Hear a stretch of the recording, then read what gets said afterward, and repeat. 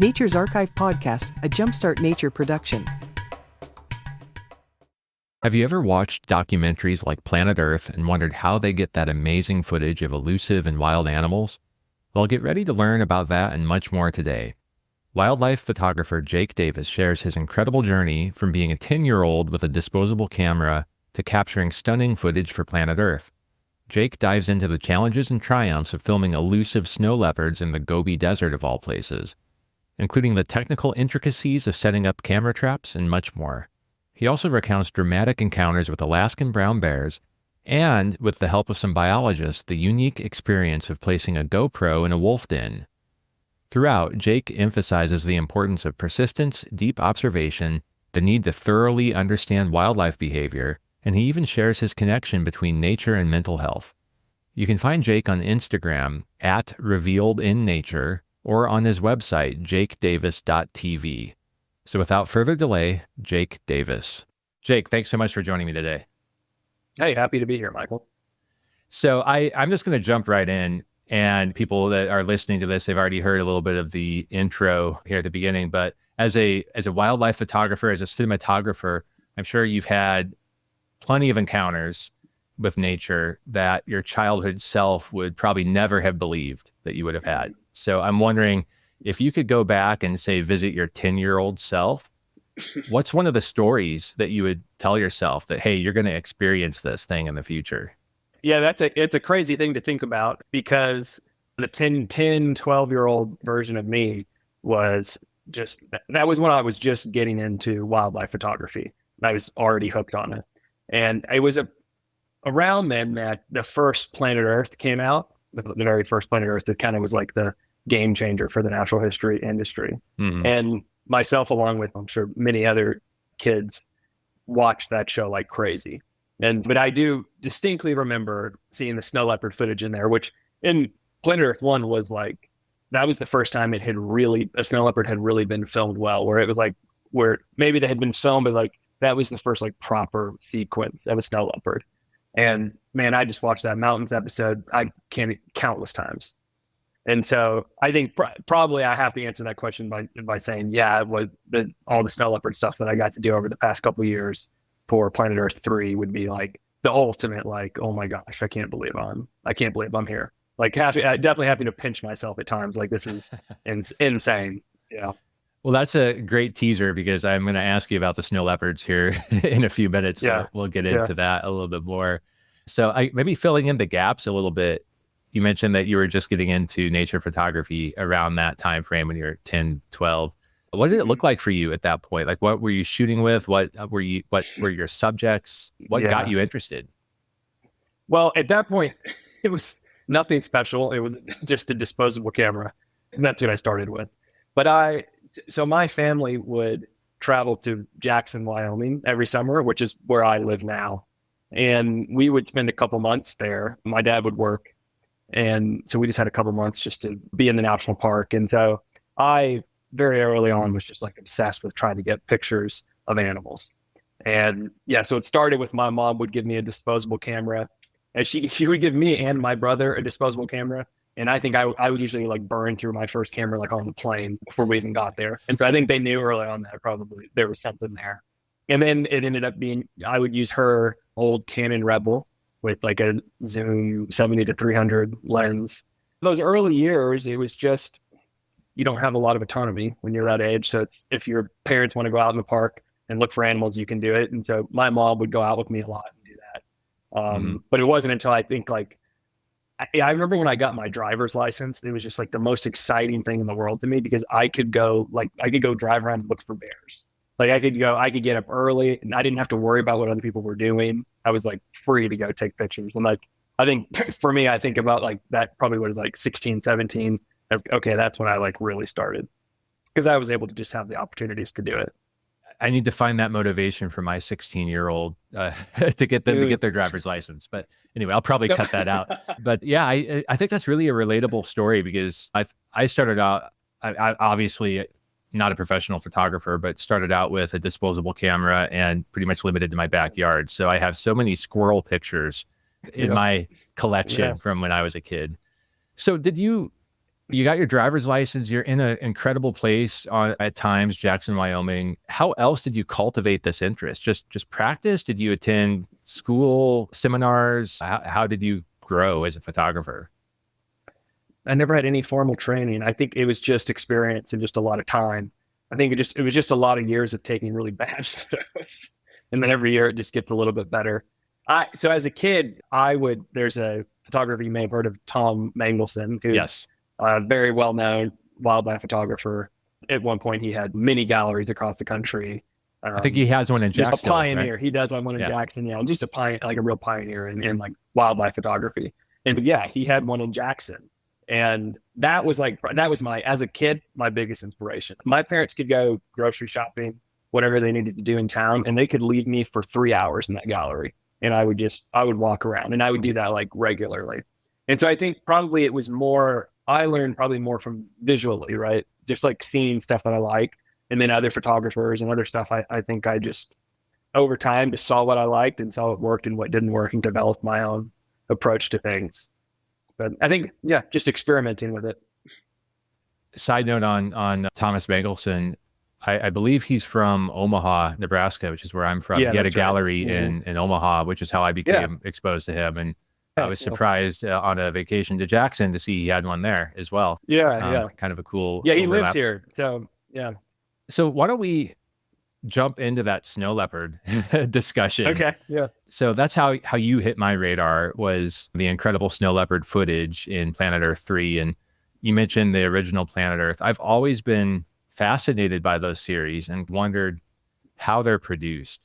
So before we get in specifically to like how you captured the footage, I'm wondering, how do you even begin? Like, is there a specific type of scene or dramatic interaction that you're trying to get? Or is it more like any snow leopard footage is good snow leopard footage and we'll take what we get? I would be lying if I said that there wasn't an element of like, just get something on the camera when you're starting, especially with a cat as elusive as a snow leopard. But you do go in you're working with, like, I was working with the producer director, Theo Webb, who directed the episode that I worked on. And so he will have had like a rough storyboard and kind of an idea of where we would like to go with this. And so we have a starting point, and every sheet is quite different. Sometimes you might show up to something that's actually quite predictable and that has been figured out. Other times, like this one for snow leopards, this is a place they had never really been filmed before. And so there was a lot to figure out. So it took me a lot of time on the ground, just hiking and spending a lot of time with a local herder there who knew some of the cat behaviors and areas that they liked. And we also had the benefit of being I was there for 5 months. I did about 5, and there were 5 different trips. And so one of those trips, I was able to be there with a snow leopard researcher who she had some trail cameras out as part of their study. They can identify individuals actually from trail camera footage. And so that helped me a lot, because that helped me direct me in the right areas to look. But it's still a lot of just trying to take a massive mountain range, and then you have to narrow it down. Where am I going to put? I had 26 cameras. So where are these 26 cameras going to go in this vast place? I do remember like distinctly this, when I first got there and was like hiking around that first week, that feeling of just feeling a little bit overwhelmed. Like, wow, this place is big. It's huge. And I've got to put these cameras in where maybe like 12, there's maybe 12 snow leopards or so living in this mountain range. And I've got to guess exactly where they're going to be. It's definitely like finding a needle in a haystack. But you work through that, and slowly you narrow it down, and there's a science to it. And yeah, you get to a place where you can build out a sequence.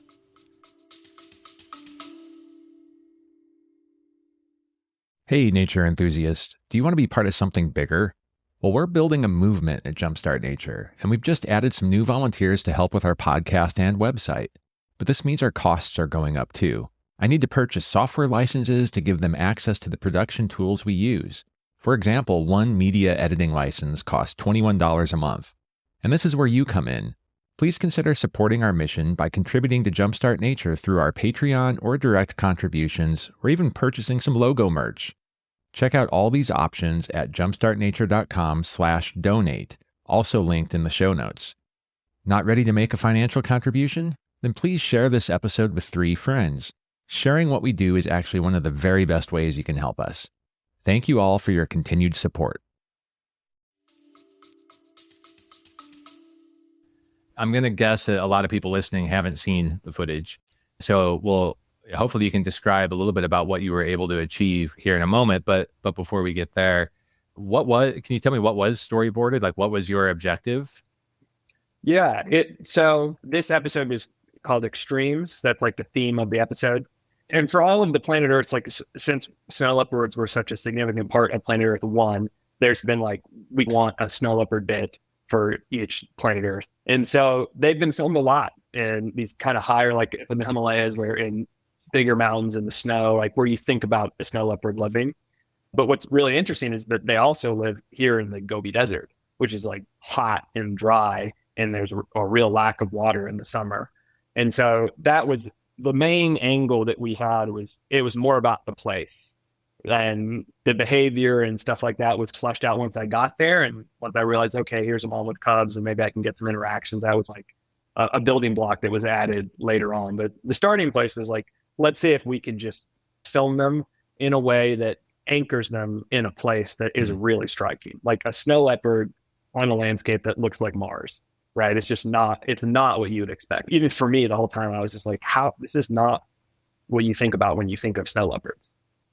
Gotcha. So then you're in the Gobi Desert, and you know a little bit about where they've been seen based on some of this collaboration you've done with the other folks you mentioned. So now you have to pick a place to set up your cameras. Like, what does that look like?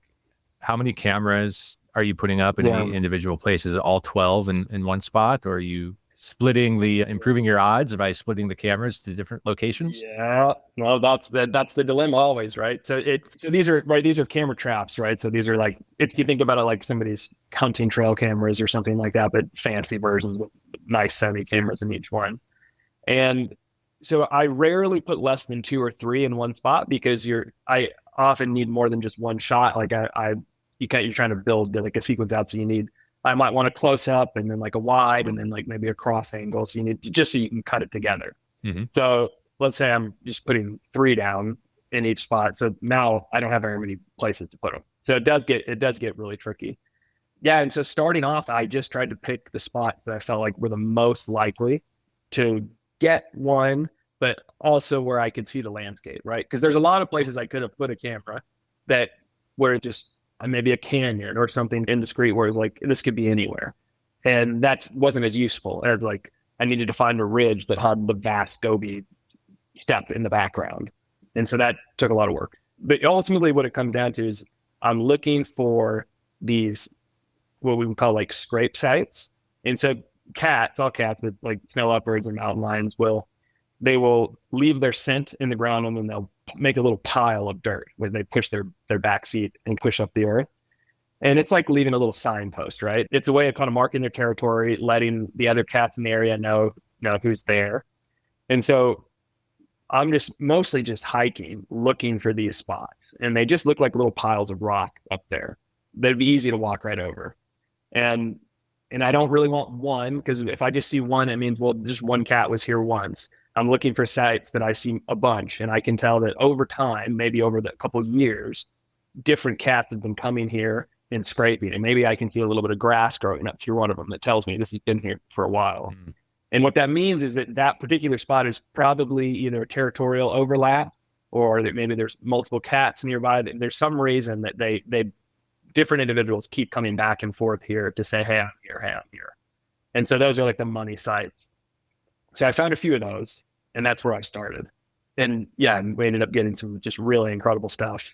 Just from that, in minutes, that's like the first step. Like, okay, we got some awesome stuff. We got a snow leopard in a beautiful place, and that's nice. And that could be the whole sequence.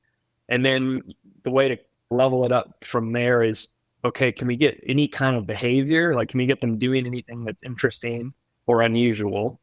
And in this case, it was like, okay, maybe we can find a mother and cubs, because if there's multiple cats, they'll interact with each other, which ultimately led to, I set them up on this little water hole that we found that there was hardly any water everywhere. In August, it was like no snow in the mountains and not much rain. And so the ibex and the snow leopards have to go to these few spots. And there was this one little spot that this mother and her 2 cubs liked to visit, and turned out she went and left the cubs there all day for multiple days. And so it was just incredible. We got them running and playing and chasing each other on the rocks. And yeah, it was just like real, like something like that is just a holy grail for camera trapping. Yeah, it's incredible to think about that. That's all with camera traps as well. So it's like playing the lottery in some respects. So you go and you set up these cameras, and how often do you check them? Are you getting any kind of telemetry that they've been triggered, or do you just have to like come back in, I don't know, 6 weeks, a month? Like how long do you wait before checking on them? Yep. I left them anywhere from 6 weeks to 2 months. Sometimes we left them for almost 3. That's a long time, but so they have to be set up really well.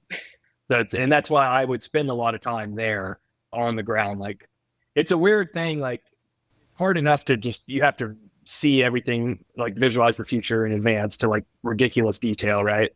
Not only you have to figure out where might this cat be, you have to, within the frame of the camera, you also are in most cases, I'm setting the focus manually. And so I'm having to figure out where will it be in focus. Within a few inches, I have to guess where it might spend the majority of the time in that frame. And then you're having to guess, okay, where is it going to enter the scene that I have the cameras on? How is it going to get here? Because I basically have to set up, like you can think about it like little trip wires, sensors all around wherever I think a snow leopard might walk through to turn all the cameras on. That whole process it takes a while. And there's also little things that can, like the sun can maybe be coming up at a weird angle and hit one of the sensors and all the cameras start recording. And so like you have to work out those little bugs over maybe a few weeks. And then I'll get it to a place where I'm like, okay, I think I can leave this for a few months and it will still be running when I come back. But you never know. That stuff, I had a snow leopard steal a camera. That's the one variable you have no control over, is what the animals might do. Imagine the clips you're going to get when the snow leopard returns that camera, though. Some incredible stuff. Well, we did find it. We split up and one of the guys found it at the bottom of the mountain. And there was incredible clips on it. Actually, it's one of those clips is in the show. Before the snow leopard stole it and went down the mountain, he picked it up and walked around and then dropped it and then walked right by it. And it's a really nice shot. Oh, wow. And that shot's in there. It's a little bit, the horizon's a little bit crooked, so you can tell it's like a little off, but yeah. The other thing that's just incredible, I can imagine you setting these things up and testing them out. You probably walk through or set up something, put a rock somewhere and focus on it. I don't know what all the details are, but then if you are talking 6 weeks, 2 months or more, to your point, the angle of the sun is going to change in that time too. And considering that, so it seems like you must have spent a lot of time learning about snow leopard behavior to prepare for this. Mm-hmm. Tell me if I'm wrong, but how did you prepare? Like, how did you learn about how they might behave, where they might go, how they might enter in a given scene? Yeah. Something that I just had to learn once I got there from either talking to people or just observing once I spent some time in the field. But I think I had worked a lot with mountain lions or pumas before that. And I think that had prepared me quite well because they're actually very similar in a lot of ways and in how they move and how they might approach a scene, how they leave scrapes. Like they're both, obviously they're different, but they both are mountain cats that there's a lot of overlap there. And so I think that was, if I hadn't had all the experience I had with pumas going into this, I think I would have been potentially in over my head. How then, like you set this up and you're expecting the snow leopards to come through, and I'm guessing just there's back to the behaviors of the animals. Sounds like cats are curious. That's the old saying is curiosity killed the cats. Yeah. So are they spooked by the cameras? Do they see the cameras? Are they well hidden? Like how do you prepare from that standpoint? They are curious. It's with all animals, it really depends on the individual too, right? Like there's like some, for whatever reason, may be more bold and curious, and other ones are going to be a little bit more timid. And so that was definitely the case with the snow leopards. Time is your friend with all things when it comes to setting up any kind of camera trap, because you usually the first time they show up to an area where there's cameras, they're going to be a little bit uneasy. Maybe a real confident male might be fine, but the first time they're going to be a little uneasy. And I did find that was the case. It probably took me about 3 weeks before I got anything good on any camera ever when I set up on a new site. And I think they would either come in and stand on the edge and look at it, or maybe they would just come in and not spend a lot of time. But some of them are, it's an interesting question, like whether you hide them or not, because it seems like that would be the thing to do, right? Just hide them. But then the reality is like, you can't actually hide them. Like they're smart. They're going to know. And so what I've learned just from experience is that like, it actually is better not to hide it, because the more well hidden it is, they still find it. But by the time they find it, they're well within their critical zone of like feeling safe. And so then it actually does trigger, they can get scared. I did have one time where I had one really well hidden underneath a rock. They couldn't see it until they got right on it. And then the cat was like, didn't like that. Then he ran away. He ran like 100 feet maybe or less, and then stopped and then sat there for a while and then walked back in. It was totally fine. But it's better, I've found with a lot of animals, it's better to let them assess it from a distance, decide what they want to do with it. And then once they've made that decision, by the time they get in front of the cameras, everything's going to be natural behavior. Like we don't want to scare one in the first place, but also it's like not a scared animal is not useful footage for us either. That was an interesting thing I felt like I learned just from experience when I was out there. It's funny, as I was asking the question, I was also forming a hypothesis in my head. Something that's really been on my mind a lot in the last year plus is this book by Ed Yong that's about animal senses and how snow leopard, the visual, obviously they see well, but their other senses would probably detect that something is amiss, something has changed, somebody has been there. And if they can't also see it, I could almost imagine them being more timid and more scared. And by putting those two things together, they can piece it together a little bit faster and say, okay, this isn't a threat. So that's my hypothesis. I have no idea if that's interesting. Bears out. Yeah. No, I'm sure that there's something to that. Yeah. I think cats, especially cats in general, they really like to, you have to bear this in mind when I build these sites, is like they when they first come in, like they really like to assess things from a distance. They like to just sit and look for a while. And I've had them come in on a new site and they might spend 3 to 5 minutes just sitting there looking before they even walk in. And then once they decide that it's safe, then they're totally fine. But yeah, you have to set everything up according, because you can, if they sit there for 5 minutes and your cameras are running and then the clip's done, by the time they walk in, then you've missed it all.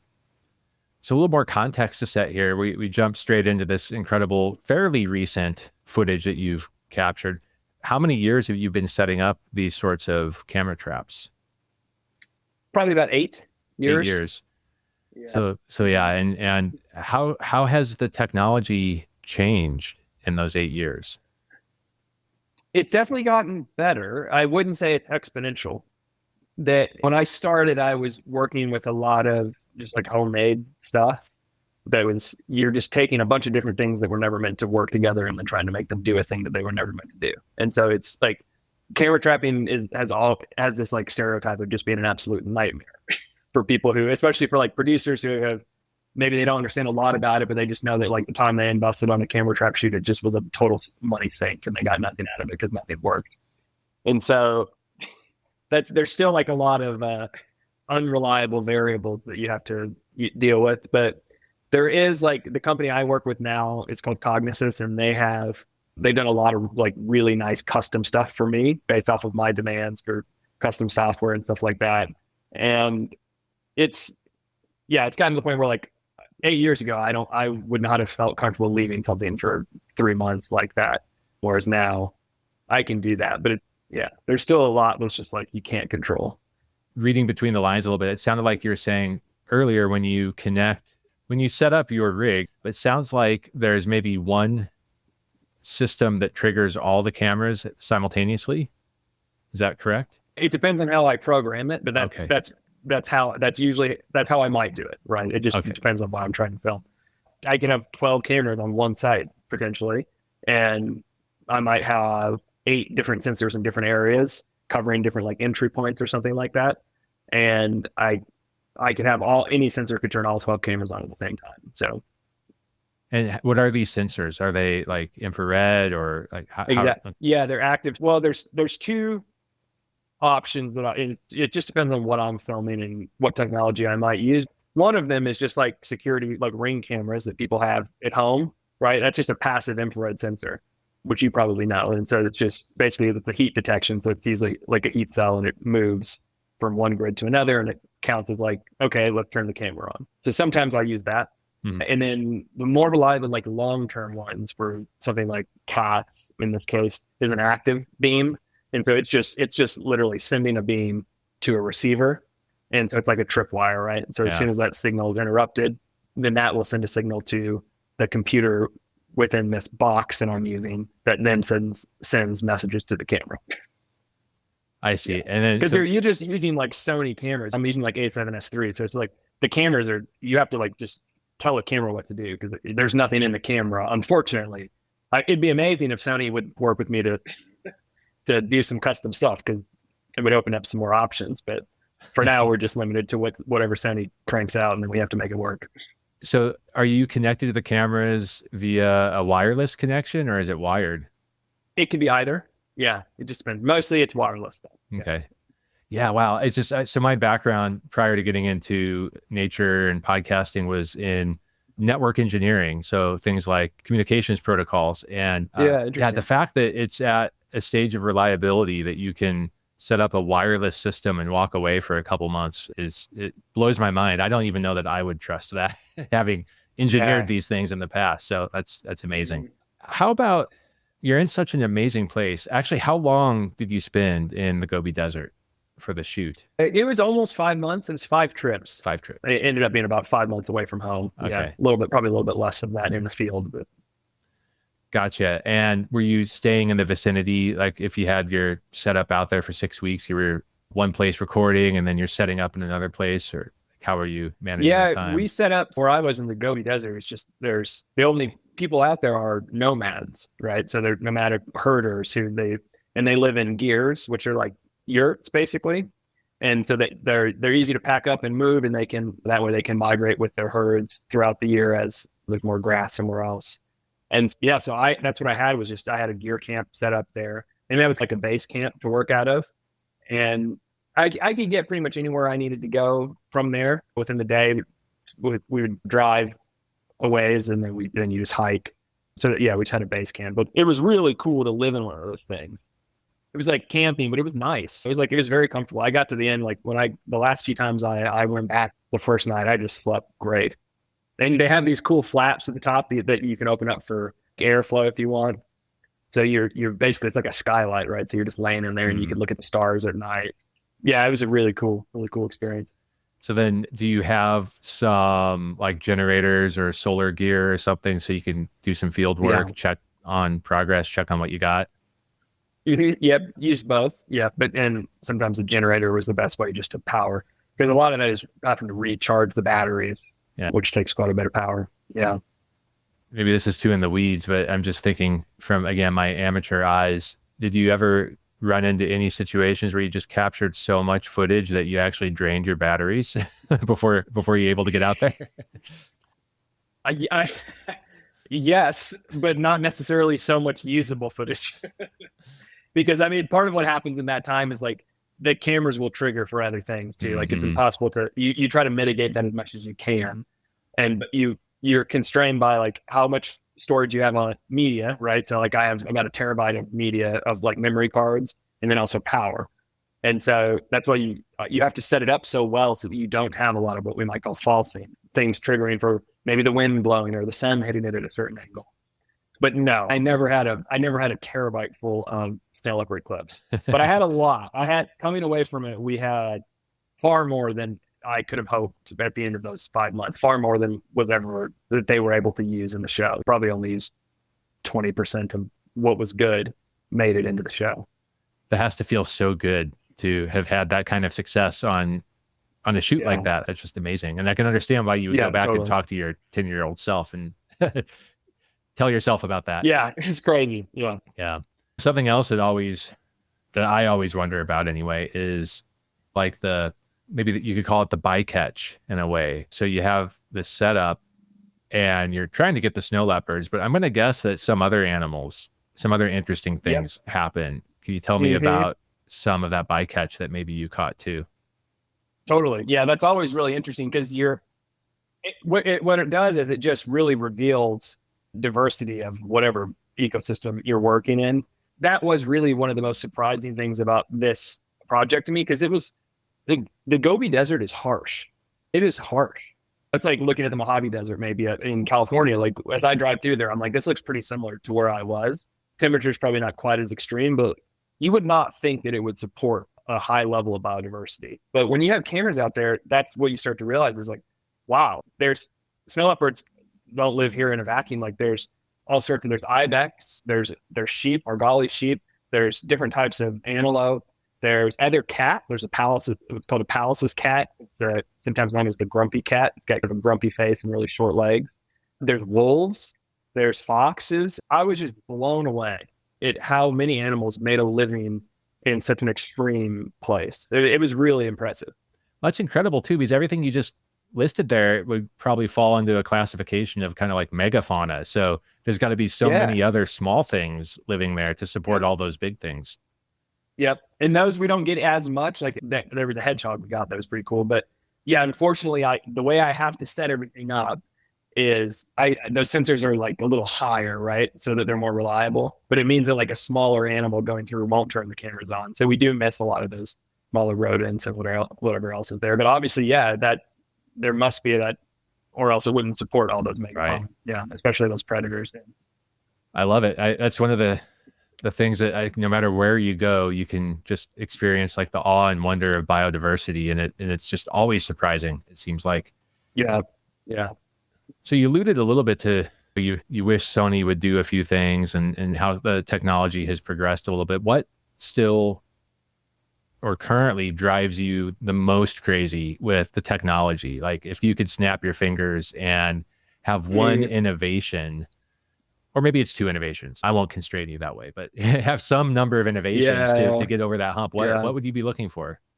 Boy, some of them are probably quite like specific and technical, but a lot of what I have to do is rely on, I set certain parameters within the camera, because like, I don't know, I have to prepare for a snow leopard might come just before sunrise when it's quite dark, or it might come a couple hours later when it's really bright. So I don't know what the exposure needs to be. And so I have to rely on some parameters within the camera to float. So I have some things that are fixed and some things that float so that my exposure can change.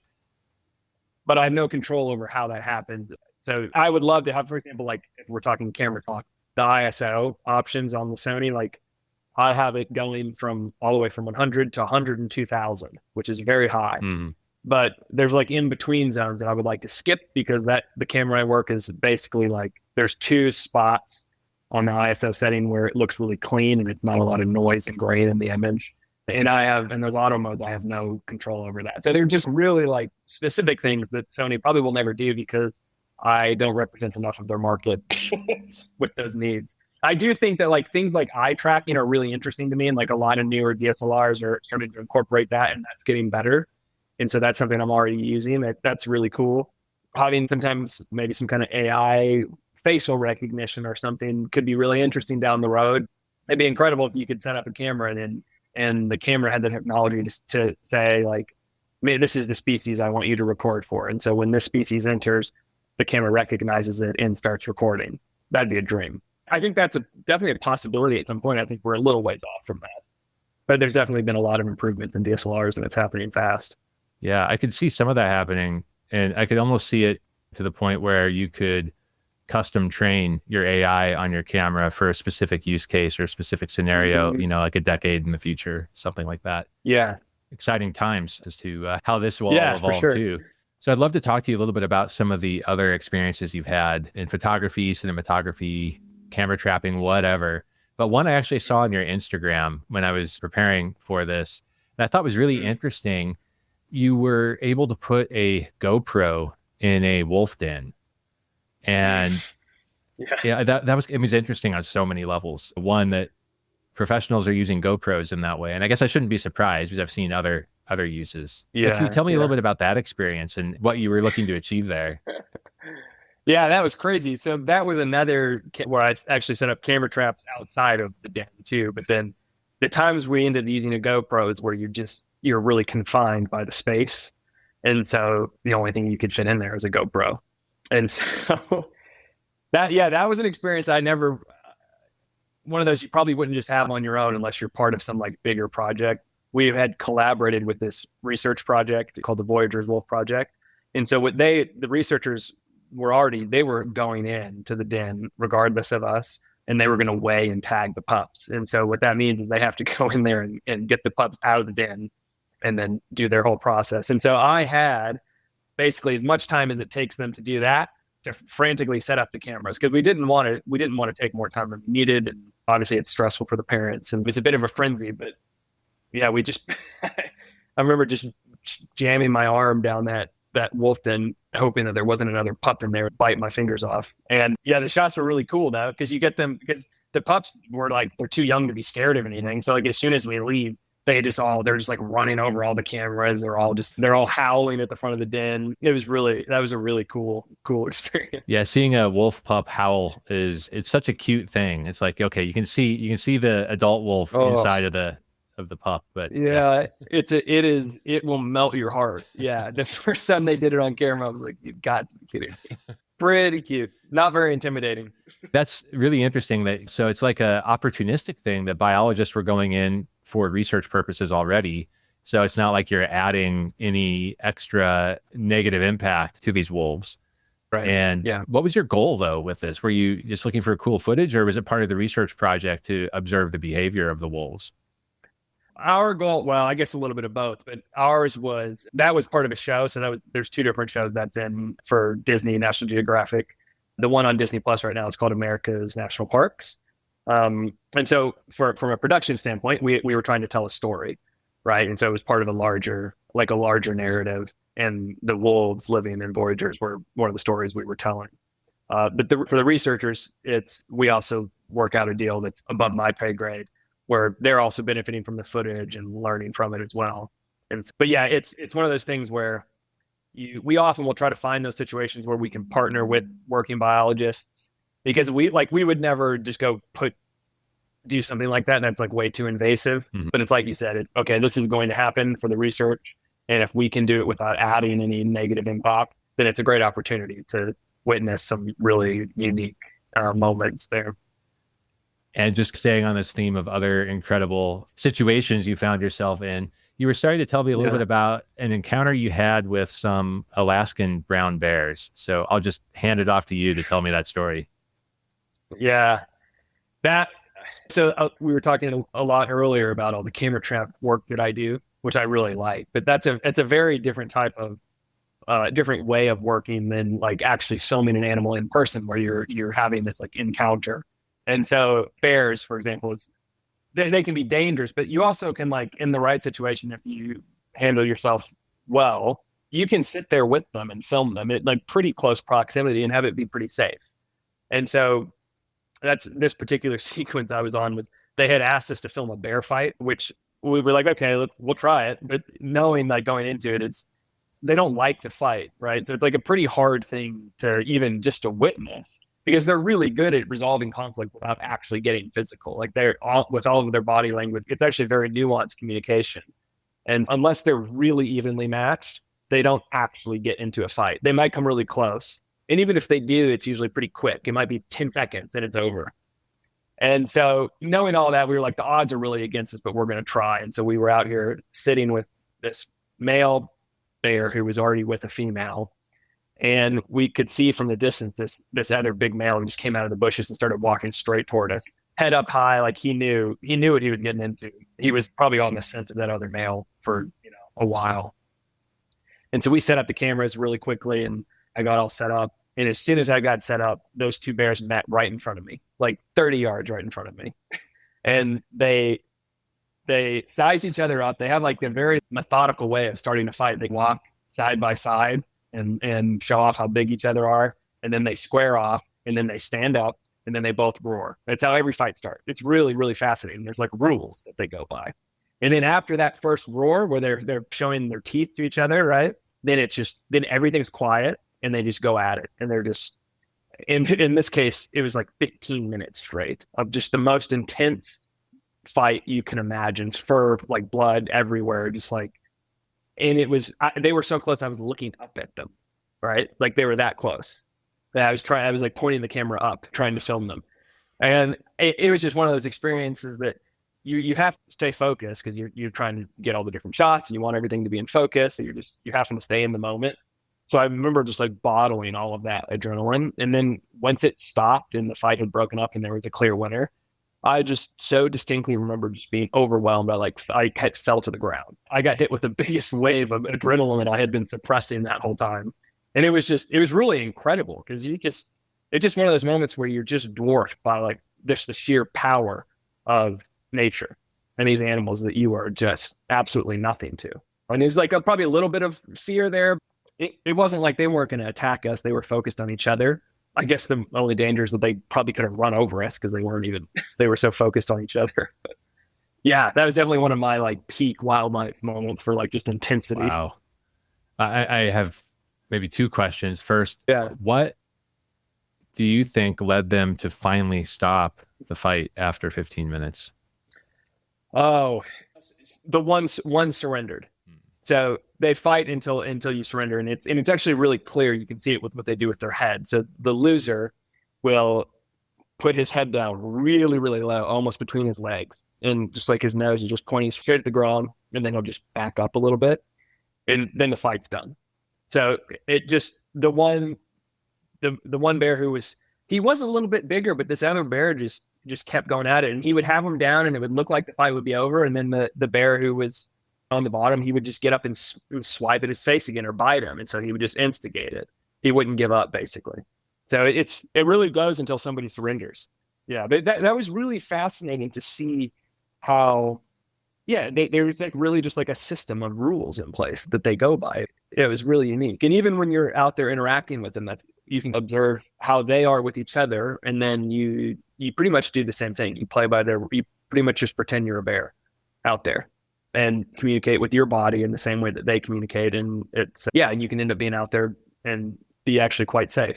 Yeah, it really is fascinating from a behavioral standpoint, from like an ethology standpoint. Like, I don't know what the right term would be, but I think about it from a human perspective. And I just imagine like two like enraged people going at it full force, fighting. And if somebody wants to stop and give up, is that other person going to let them? Or are they going to keep at it? Like, I feel like people might keep going and not say, okay, we're done here like that. So it's really interesting. Well, yeah, it is. And I suppose it depends on the intent, right? Because there would be situations where a bear might the intent might be to kill another bear, right? It might be predation, or like maybe he's going to kill a young bear that's threatened, or maybe and that does happen. And in that case, it ends in one of them being killed. I think this particular dynamic around mating is more about dominance. It wasn't like predatory to begin with, right? It was more about I just wanted to prove that I'm the one who's going to get to breed and you need to leave. I think they're very aware of, even though he was going to win, like if they had continued fighting for no reason, he's going to continue to be injured as well and expend a lot of energy.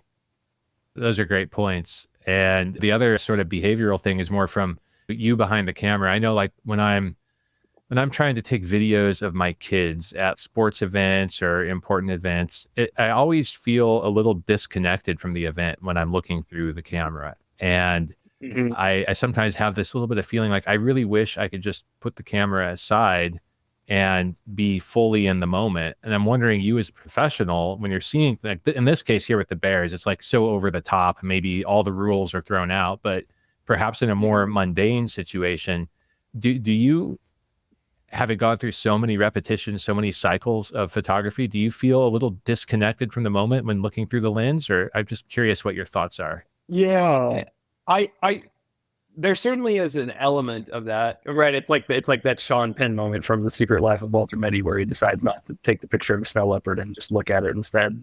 That's what everybody thinks of in that, I think. But like, there are times where if I can, because maybe not everything is interesting, right? You might just be sitting with an animal and it's just napping or something. So like, I do try to find those little moments where I can just stop and then sit there and be with it, because there's definitely something that's really special about those moments.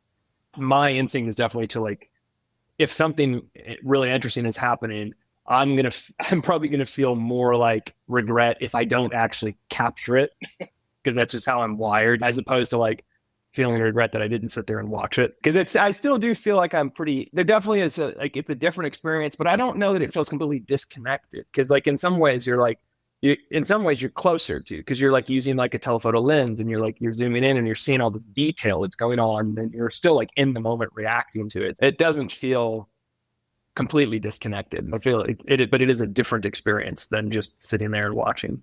One subtlety for me I've noticed is if I'm looking through an electronic viewfinder, I feel very disconnected. But if it's an optical viewfinder, I don't feel so disconnected. And maybe it's just that little subtle difference that the brain picks up on, that slight delay, whatever it is about the electronic viewfinder just feels a little I can see separate. That. Yeah. All right. Well, Jake, I think we're nearing the wrap-up portion now. Thank you so much for sharing your experiences and insights. It's been really interesting to me, and hopefully everyone listening. Now, before we go, though, a couple of things. I'd like to hear about what you have coming up. What sorts of projects should we be looking out for, maybe that are out right now that people can go check out? Sure. The most recent one that we talked about was the Snow Leopards for Planet Earth 3. So you can check that out now. That's streaming. It is so hard because there are a handful of pretty exciting things that I have been working on recently, but they're all under NDA. And so I can't talk about them yet, maybe at some future point, but there will be some more. I'll be posting about it on Instagram and stuff. So you can see in the next year, there'll be some cool sequences coming out. But the project that's been taking the majority of my time over the past couple months is actually a bit different. It's an online nature photography course that I've partnered with a really good friend of mine who's a really talented photographer. And we know so many people who have said to us in different ways that they have always thought about getting into wildlife photography or always wanted to do nature photography.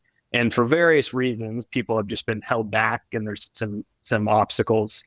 And so what we've tried to do is there's something for everyone in here. There's something for people who have been photographing for years, but we've really tried to just make it accessible for anybody, because just speaking from personal experience, even if you don't want to do this as a career, there's something really, really profound that you get out of just being in the woods, like out in nature, taking pictures of wildlife. Even if it doesn't have to be epic megafauna, like even at home in your local park. It's a really great way to connect you into nature, and it's really good for mental health. And so our vision of this is just to make this as accessible as we can to anybody. And so that's it's not out yet.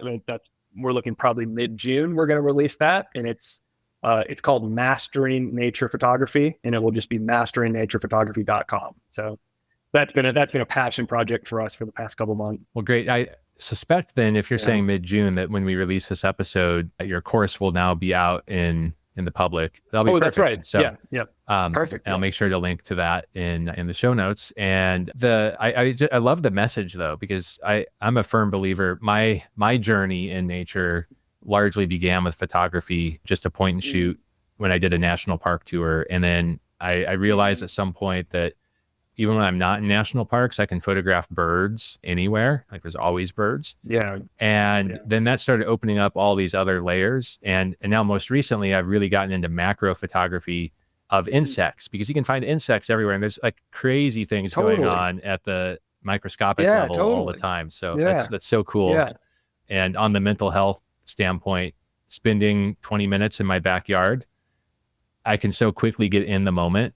It took some practice. It took a while before like that kind of intentionality and vision before it would take me 20 minutes just to get in that space. Now I can go out there and within minutes be in the space and then spend 20 minutes finding spiders or whatever it is. So firm believer in the power of like just getting in the moment with nature. So very cool. Totally. Yeah. It's a really, and you could just go out, and some people going for a walk is great, but like, it's like doing what you're saying, like, it's just easier to get your brain focused on something if you're being creative. It's like an easier gateway to reconnect, I think. I hadn't thought of it that way, but I'm going to dwell on that. Yeah.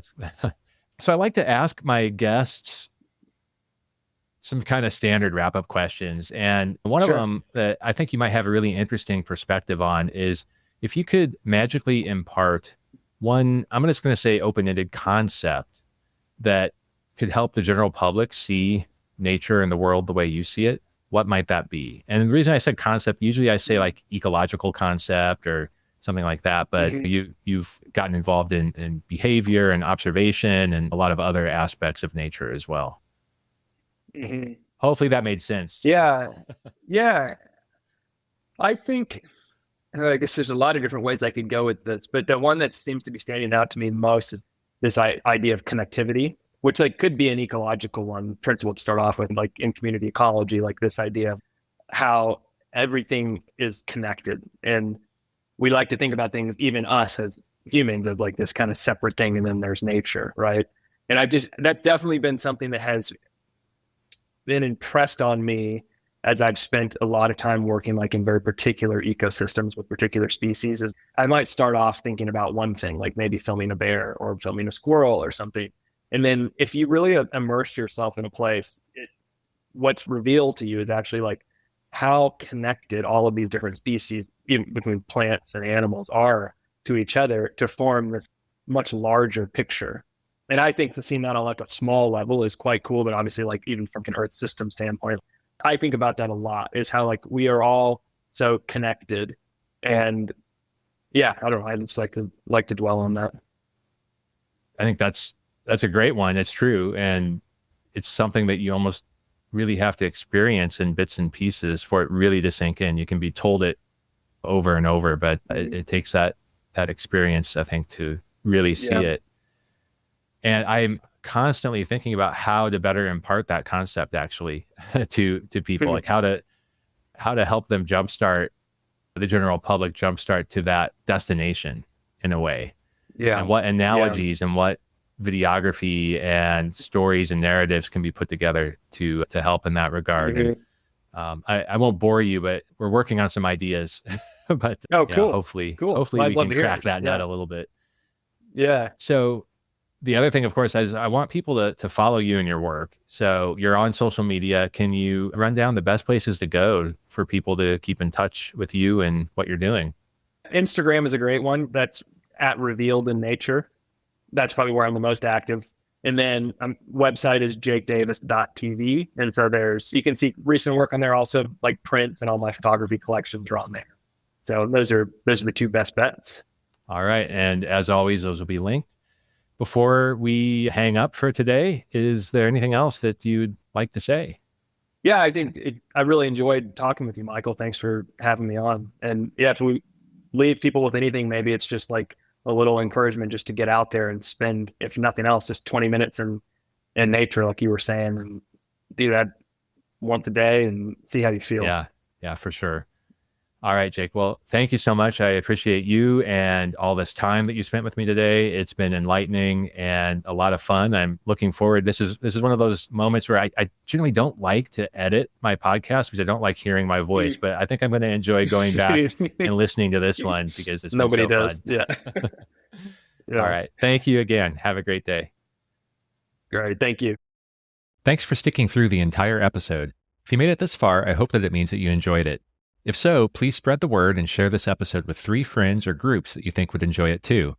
As for today's episode, let me know. Did I miss anything? Was there a topic I should have covered? Let me know at podcast@jumpstartnature.com or DM me on any of my social accounts. I'll do my best to answer your questions. You can find me at Nature's Archive, one word, on Instagram, Facebook, and Twitter. I also share photography, nature stories, and much more on those accounts, so you can follow just to stay in touch too. And despite being called crazy by numerous friends and colleagues, last year I left my tech career behind to start Jumpstart Nature, which Nature's Archive is now part of. For the sake of myself, my family, and the planet, I need to make this work. So please also consider becoming a patron at patreon.com/jumpstartnature. I offer some exclusive content and perks, and you can start donations as low as $4 a month. Lastly, please also check out our latest creation.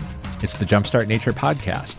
We just completed our pilot season, where each episode reveals an unseen, surprising, or misunderstood nature topic with the help of experts and our host, Griff Griffith. It's entertaining and inspiring, and even reached number 3 on the Apple Nature podcast charts. There's much more on our roadmap, but we need your support, so check out jumpstartnature.com for more details. Thank you.